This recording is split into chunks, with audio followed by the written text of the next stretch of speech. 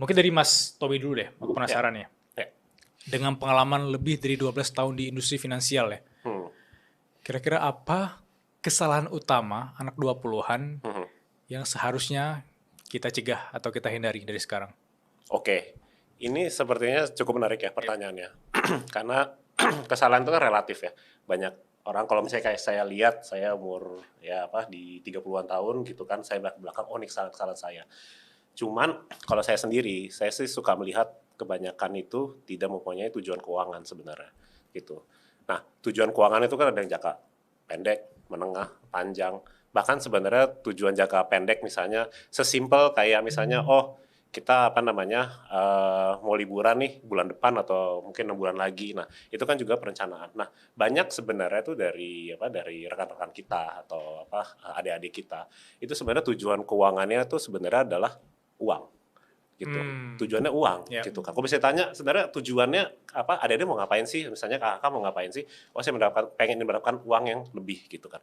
Padahal sebenarnya kalau kita lihat itu kan uang itu sebenarnya adalah media, ya kan. Suatu vehicle kan untuk mencapai sesuatu gitu. Sebenarnya bukan tujuan, dia itu sebenarnya adalah caranya aja untuk mencapai suatu tujuannya gitu. Nah, dari sisi tujuan itu yang sebenarnya kadang kalau apalagi umur 20-an ya, kita kan sebenarnya umur 20-an mungkin masih kuliah ya. Sebenarnya mau masih dipikir 10 tahun lagi mau jadi apa sih? Mungkin nggak ada Iya, yang tahu iya. juga. Mungkin saya umur 20 Iya. masih tanya 10 tahun lagi mau jadi apa?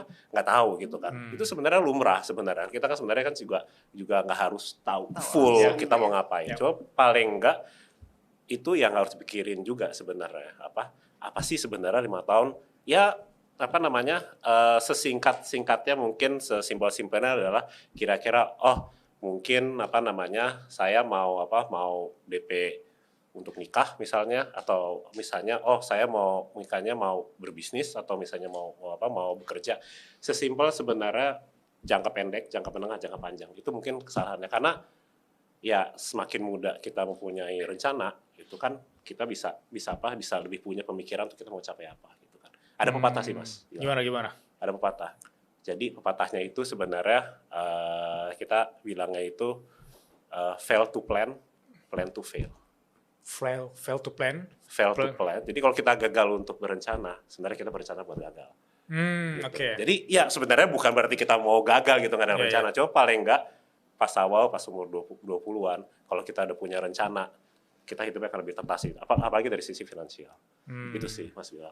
Nah, kalau Mbak Putu sendiri gimana?